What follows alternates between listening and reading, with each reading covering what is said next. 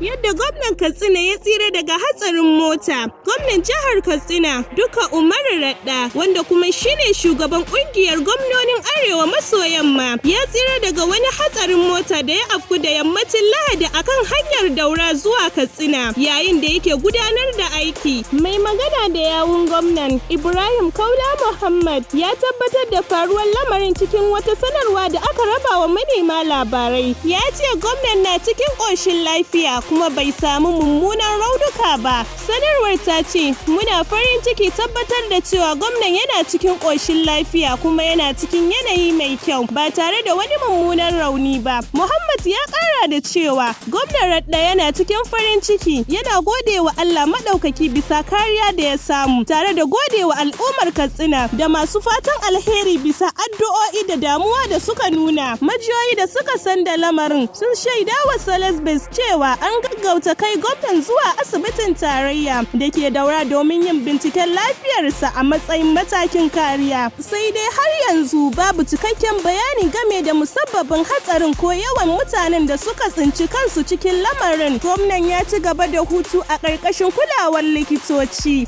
Allah ya ƙara masa lafiya. Ƙarshen rahoton kenan. Zulaihat Aliyu.